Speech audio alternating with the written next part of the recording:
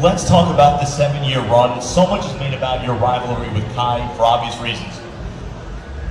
Do you put the rivalry, or whatever you want to call it, between you and Sean Roden, obviously, when we look at 2015, the battle that you had, 2018, the press conference, you calling him out, and obviously everything that came out from that. Do you put that, I don't want to say rivalry back and forth, between Sean Roden on par with what you had with Kai Green in a sense? Hell no. No. Right now, no. Simple, no. Toughest Olympia victory? Which year?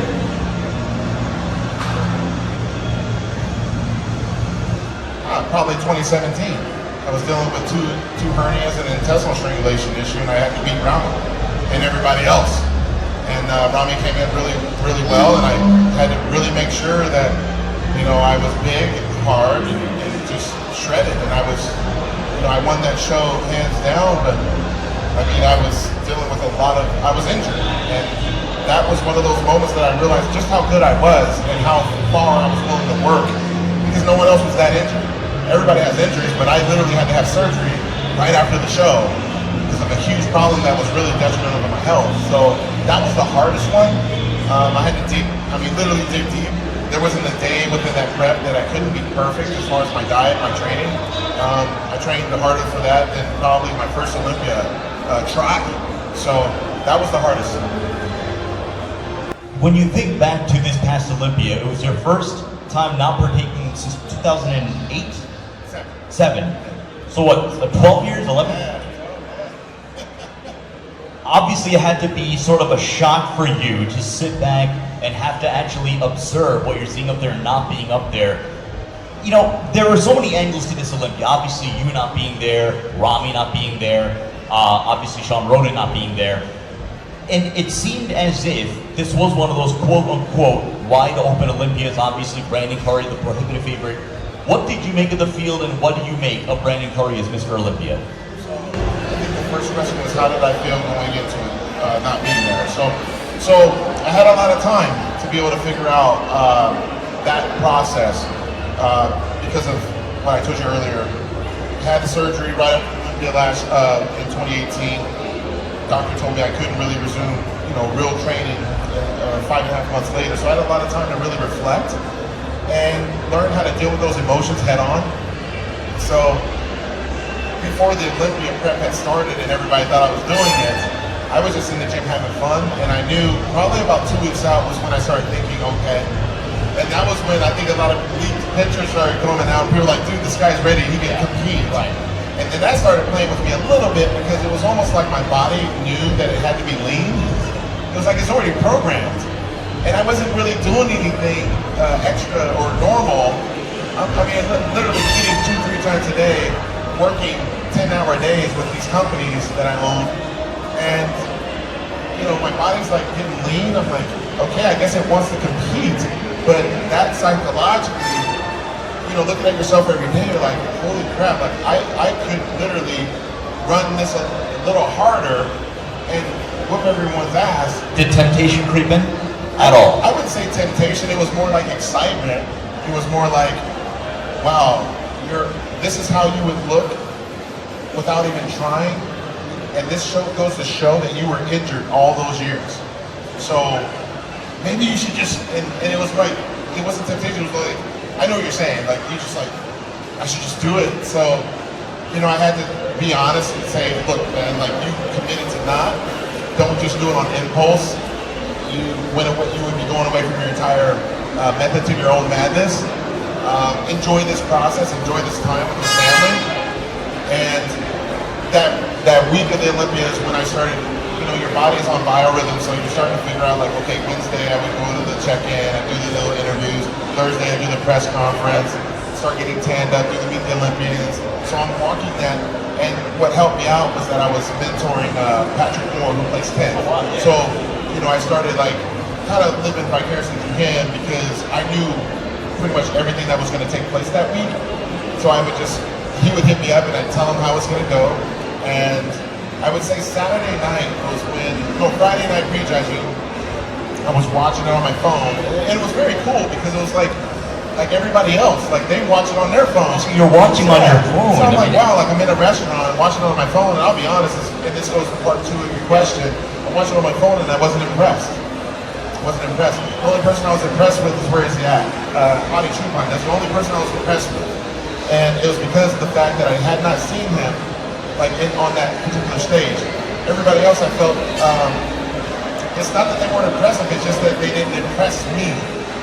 See, they were impressive, but they just didn't, for me to not be up there. And I did a call to action about 2 months prior to say, you guys better start training harder, because this is an opportunity that may not come again, where it's an open title. Right. And I think a lot of people mess that up. But honestly, if I were to compare even pictures from years past, they look the same. It's just that when you take away Rami, myself, Roden, and even Akai Green sometimes, that's the measuring stick. So emotionally, I was happy for everybody. You know, I wasn't hating or anything like that. I was just like, hey, that's great. You know, Brandon won. Congratulations, man. I always knew that you could do it, you know, given the right circumstance. But for me, it was very powerful, because I realized that it's not that I don't need the Olympia. It was more like I could actually sit at home, comfortable, focusing on other things. Because 10 years from now, we already know, like, I'm not going to ever do this again. So there's still a chance for me to come back, right? But there's got to be a moment in time where you can be comfortable not doing that. So I realized in 2019 that it didn't feel so bad. Like it didn't hurt at all. Like there was no like, oh, I'm gonna go in the gym tomorrow and go train for 2020. It was like, no, you're gonna continue to do exactly what your goals are, and that includes training, but it also includes other things. So let's talk about 2020, because I think the big question on a lot of bodybuilding fans' minds obviously is, what's next? Now you posted it on your Instagram story, something to the effect of people asking if you're gonna come back, and you said something to the effect of, well, I never left. So 2020, what can you reveal at this moment? Nothing. But what I can reveal, you know what I can reveal is that I turned 40 years of age on the 18th of this month.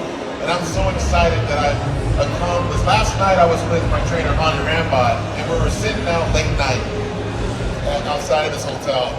And we were just having a chat, because I won't see him on my birthday. It's around Christmas, you know, we're all with our families. But I said, I've experienced quite a bit of a run in my 30s. So I pulled my phone out, and I actually wrote down to my wife all the things that I experienced, all the highlights and lowlights of my 30s, and texted to her. And I'm always going to keep that in my phone, to realize, like, dude, we went through a lot, man. So when you're thinking about 2020, Phil, embrace those moments, because honestly, that chapter could write a book and a half. So I'm really excited to get home and to, I'm not really planning a huge party or anything. That's not what I'm doing. I've done that. But I want to know what it feels like to have pure reflection on what I've endured throughout these last 10 years. I got Bodybuilder of the Decade. I want to celebrate that. A lot of things I'm celebratory for. And then after I turn 40, I do have the intention of getting on a real diet. Not necessarily do the Arnold Classic, but just because I want to diet. I want to diet, I want to train, and in the event that I look at myself in the mirror and just say, wow, you should do the Olympia, Phil, then it'll just be an easy thing, and it won't be a stressful thing. It'll be something that my body, mind, and spirit are working as one. Because if I decide to go back up there on that stage, I personally want to give myself the best opportunity to be my absolute greatest. How important is it for you to get number 8 and maybe even number 9? It used to be my whole way of life, but now it's not. I realize that I would love to, I don't have any children, so I'd like to have a child someday, and that takes work. I think everybody can kind of see laugh, and she goes, it takes a lot of work, it takes a lot of work. And I want to do a lot of work, you know what I mean? Like, it takes time, timing, everything, lots of reps, lots of blood, sweat. Oh, sweat. I see a lot of people nodding right now. Yeah, so I gotta have that part. And I want to experience fatherhood. I want to experience that. I want to, make sure that my businesses are thriving and I'm paying attention to those things. But, I really just want to, have the right amount of stability. And, I think about competing probably at least once or twice a day, but back in the day, I was like 10 times a day, like 100 times a day. Now I realize that, there's other things I want to do. I want to do some TV and film. I have a new management team that has been working really hard to get me those things going. We see guys like Kai Great transition, and I think it's really important to be able to do that. If that's one of my goals, which has always been that. Hell, guys, like, I'm 7-time Mr. Olympia. There's another guy that won 7 and did a lot of cool things on a big screen. So that is my goal, and I have that opportunity. So to say Phil should go out and win 8, 9, and 10 and give up a chance to be in a movie, I don't know if that's really important. So acting is a serious aspiration of yours? Absolutely. It was always one. I think anyone that's ever seen a bodybuilding competition with Arnold Schwarzenegger, they think of not just him being a bodybuilder, they think of him in movies. A lot of people don't realize the show where he won when the film Pumping Iron was made. They don't really know those things. They know that he was a champion athlete, but they can recite more one-liners from the films than his quotes in the gym. They just know that he's an amazing bodybuilder, and he was able to, what made him really special and different was that he was able to be multidimensional. And I think I carry those same qualities, and we have yet to really see a Mr. Olympia 7-time do those same things. I think it would be great for the sport for me to have those opportunities and take advantage of those opportunities, because imagine when I would return, I would do the same thing and bring millions of other fans to this amazing venue, to this amazing sport, and produce better opportunities for other people that want to be Mr. Olympia. Because I won 7. I don't know if I'll be any more famous if I won 8, 9, or 10. I think it's like kind of capped in this realm. But TV and film, I think it would be awesome. I love it. I think it's something that I really am interested in, and I would love to have that challenge. I have to ask, because there are rumors. The picture you took with The Rock, which was posted approximately a year before the Athleticon program, what can you tell us about any potential involvement that you would have with The Rock show, Athleticon, whether it be on stage, whether it be from a promotional perspective? He and I are friends. It's pretty cool, huh? Yeah. I would definitely say one of the coolest moments was when we exchanged phone numbers. I was like, hey, I can understand how people fanboy and fangirl over me. I'm having that same moment. That's Spencer Stressmore. Yeah, exactly. So, to be continued, but of course I would want to be a part of that event in some way, shape, or other.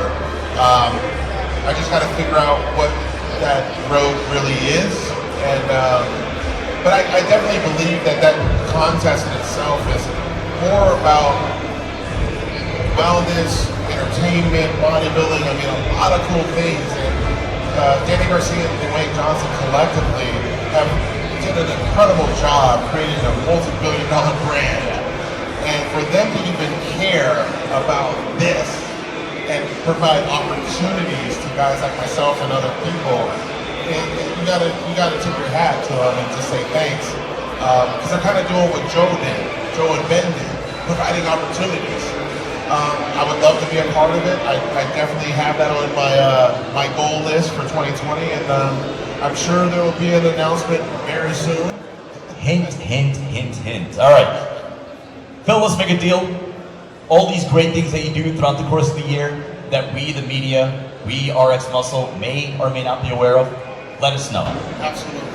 And I'll repost our conversation. No, I'm just playing. But I like to joke around with you. We haven't really chatted. No, so, not yet. I've always been in the background. No, they need to get you in the forefront sometimes. I like talking to you. So I think it's, and this goes to show, guys, that when we see things online and whatnot, but then you get to see it in person, it's a lot different. You can kind of feel something different. I think it's imperative that we always collaborate, because how are we going to increase our echo chamber if I'm doing stuff over here, you're doing stuff over here? something together. Yeah, let's work together. So I think that's great. Like, no, you're absolutely invited. I'll send you guys a DM. The cool thing, and one of the reasons, if you don't mind, I'm like talk about it for a second, if I get my words right, is right before I became Mr. Olympia, I always knew that I wanted to have some type of philanthropy going on, and I just thought that with that title comes a great responsibility. And they always say, heavy is the head that wears the crown. And they're always going to ask, like, what is it that he does outside of bodybuilding? Is it always about him flexing and having everybody want to take his picture and get his autograph and tell him how great he is? Or what is he doing to give back? So I wanted to make sure that I did a couple things. One, have my own bodybuilding show. So I was able to do that, use an outlet for people, whether it be transformations or they're trying to get their pro card, to have a stage where with my name and image attached, there's going to be more eyes on them to get them even more exposure to possibly be one of the sponsored athletes and stuff like that. But then other things was the real give back. So my brother is high functioning autistic. He's never allowed that to be a disability. He used it to encourage him to be better, and he's in college. And he's super smart, very focused. And he's also 6'6", 260 pounds. I don't know where he got the height from, but anyway, I wanted to take that and to do my own charity event to serve autism awareness. So I was able to get with the Make It Fit Foundation in Columbus, Ohio, and I've been working with them. This will be our 8th year coming up, and we've had various celebrities from NFL, NBA, Major League Baseball, soccer. We've had actors, actresses come to our event, and some of the IFBB pros have started to realize that there's something other than getting beers at the host hotel and talking about the same stuff. They can be doing the same thing for a greater cause, so we've had some other athletes show up. But it's important that I produce that right here in front of you guys, because I want to create those awareness moments that really make you understand that when you're a champion, you don't just hide that to yourself. You provide perspective on the things that you've acquired throughout that journey to give to other people, but then to remind them also when it's your turn to go give back, you don't even freaking hesitate, you do it. So for me, it was this great honor and privilege to be able to have that title, to have that platform, and to be able to raise over $100,000 within that time period. I mean, we did over 50 grand last year in one night. And, being a Mr. Olympia, I would rather say Mr. Olympia did that for kids and give them the iPads with the words, the vocabulary builders, than me going out to a GNC hitting a couple poses for 2 hours. I would rather that's a real impact on the world. And I know I've been going on, but one thing I want to tell you guys, and even you, is when I go to the gym every day, I have 2 routes I get to take. One is more of a city route, highway city route, kind of a direct path. The other one is kind of like through some neighborhoods and stuff. And I always pick the neighborhood. So I drive through this neighborhood, and I look on my left side every afternoon, and it's a gravesite. Now people are like, gravesite, like that's really depressing and this and that. I drive by this gravesite, and every day I see families mourning, families celebrating. I've seen bands, I've seen barbecues, I've seen people, flat out just losing it, and we've all been there. And it reminds me that I have purpose. Every day I have purpose. I am so freaking blessed that I'm alive, that I'm getting to drive to the gym, that I have my own parking space and pictures up and stuff like that. But I have a body that I was given and I'm using it. So there is no wasted rep, there's no wasted time, there's none of that stuff as I'm going to gym, because I also realize that we're all going to be in the dirt or the sand or the water one day. But did you earn it? So when someone sees my name down there, someone will say, hey son, that's Phil Heath. And it's not going to say Mr. Olympia, it's going to say that's Phil Heath. No different than when I go to Seattle, Washington, I see Bruce Lee. Anyone Bruce Lee fan knows, like, we've all seen that ring with Brandon and his son Brandon. How many times you see people post pictures next to that? All the time, right? that should be my goal. And it's because of the fact that I gave the world something of me. And that's what it's about. It's not just about hitting poses, talking trash, this and that. It's about well-roundedness and not being able to be afraid to be misunderstood, go after what I dream about, and kick a lot of ass in meeting the world. It's kind of designed for the strong. It's only designed for the strong. It's not designed for the weak. So if we treat every day like arm day, on a leg day, how many people like training legs? You know, how many people like training chest and arms? Let's be honest. Hey, everyone's like, hey! It's all here. It's all here. Use this, with this, and do this, and then you can do this. And that's how I lived that life so long, and it's not easy. It's very freaking hard. But that's why I come here. That's why I travel so far to share that perspective. And thank you for allowing me this time to engage with you guys.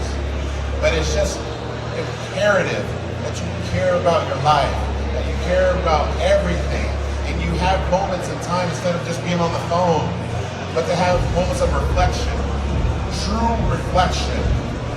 Which also means standing in front of that mirror and see that person for who that he or she really is. And then ask yourself, can I get freaking better? And the answer better be hell yes. Because if it isn't, we need to figure it out. Well, Phil, on behalf of the bodybuilding world, I can genuinely say that we hope that we will be seeing you on a stage in the near future. But on behalf of somebody whose best friend, son, is autistic, I thank you for all the work that you've done in that capacity and for all that you do. And like I said, let's continue this collaboration. You're doing something good for the people. Let us know. We will let the people know. Appreciate that. Do we have time for some questions, maybe? No? Not one? One. We'll take one question. Gentleman in the blue shirt over there. It's all on you, Mr. Blue. You know what to do. Phil, we all know that you are Mr. 7-time Mr. Olympia, right? That's a great achievement for you. But apart from being 7-time Mr. Olympia, what would you say is your greatest achievement?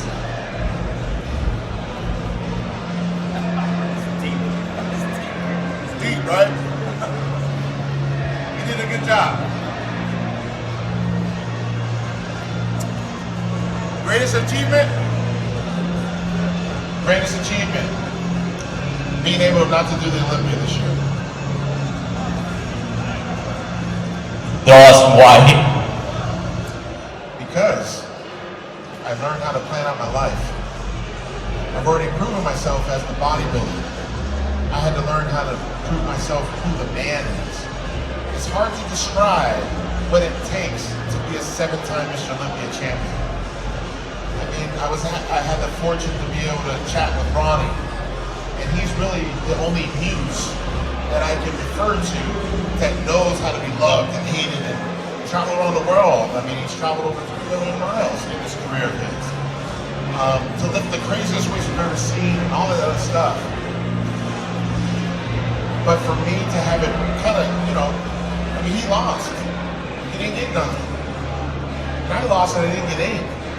And I also had surgery right after. So I had to learn, it was funny because after number 7, I got surgery and then we toured the following year. So the greatest challenge was to be able to sit there, not just win, you know, 2017, being hurt, getting surgery, coming back. That was hard. That was the hardest show we talked about, going through that. But the hardest part was losing and then having to get surgery right after. Because when you lose, what would you do? You go, oh, I'm going back in the gym tomorrow. I'm gonna go. I think even people in here probably thought that that's what Phil Heath's gonna do. We're gonna see his ass back in the gym, and I would have done it. But it was almost like, man, upstairs was like, sit down. I gotta keep you still. And when, I mean, I had upper and lower hernia, diastasis recti, So they had to basically reattach the abdominal region, titanium staples, mesh, and that means lots of healing. Any man in here that's had a bad hernia, you know your ass can't move. So he said, stay right here. Now mind you, I gotta deal with the emotional distress of not winning number 8, the physical stress of going through the surgery, more emotional stuff as far as like, do I retire? Do I continue? Like, can I continue? Focusing on family, business. And then you have to keep in mind, guys, like, I'm not crying or anything, but I mean, I think we've all gone through life where things don't work out, and sometimes you lose some friends and maybe some family in the process. I mean, I had that happen also. So I'm dealing with all this stuff at the same time. So you can't just compartmentalize. And you can tell this is day 3. And focus on just one thing. It was like I was getting hit hard. So I opened up myself and started really dissecting what it is that Phil Heath truly wants in life. And we can go pay, it saved me a lot of money on a therapist, trust me. I think maybe McAllen was my therapist at one point in time. But some people got that. But overall, the biggest challenge was being able to not do that show, because that's what everybody else wanted me to do. It was almost like everybody else was programmed, and I was like, wait a minute, why am I programmed to do what? What is it that I want? It's like, we're all programmed to go to college and stuff because our parents tell us that we should go, but really you don't want to go. Or you know, all kind of things that you're programmed. And I was like, I'm not programmed, I'm reprogramming my life. And I had to really, and that takes a lot of freaking effort. I mean, we see the Jordan Petersons, we see the Tony Robbins, we see those guys, we see the Gary V's and all these other people talk about reprogramming your life. I had to do that shit on my own. There was no one calling me up. And this ain't no, you know, I wasn't getting a lot of phone calls. Could you imagine 7-time Mr. Olympia, he's not getting a lot of phone calls? Wasn't getting any phone calls. No one was saying, hey, how you doing? You know, no one was checking in on me. And that also taught me how to get tough. Because when you go through stuff, you're kind of expecting, I mean, we're all human. We're kind of expecting someone to kind of reach out, ask us how we're doing, can we do something? I'm here to tell you guys, I was alone. The only person that was there for me was my wife. That was it. No one was there. I mean, Arnold was there, you know, a couple guys, but no one was really there. And that was the biggest challenge. The biggest challenge was realizing that if I want success in life, I can't expect anyone to do it for me. I gotta want it more than anybody else wants it from me, okay? So the greatest challenge was not doing Olympia, to be able to work as not just on Phil Heath, the bodybuilder, Phil Heath, the man. And I think it's made me more comfortable in my own skin, so to speak. I mean, I can sit here and I know who the hell I am. And I think sometimes it is required that we have to stay still. And that injury, twice over, made me have to, I mean, like I'm going on, but it's like, I couldn't train, bro. I cried hard, man, because I couldn't do nothing about it. And at the end of the day, this ain't no knock on Sean, but I think everybody in this damn place knows, ain't another bodybuilder better than me. I was penalized, I wasn't beat. I had people talking shit and this and that. It's like everybody and their mama knows. You guys know, everybody knows. I was penalized, not beat, and it still counts as a loss. So you don't discredit the person who beat you. So then you have to dissect that, digest that. So I learned a lot of cool stuff, man. So that challenge that I had, and I did it all within my what? My 30s. So now I get to take what I learned and went through by not doing Olympics. I went to 7 Mr. Olympics. I went a total of 10 pro shows. You know, I traveled the world. I traveled over 1 million miles just on one airline during that time period. I went through hardship with family. I went through hardship with business.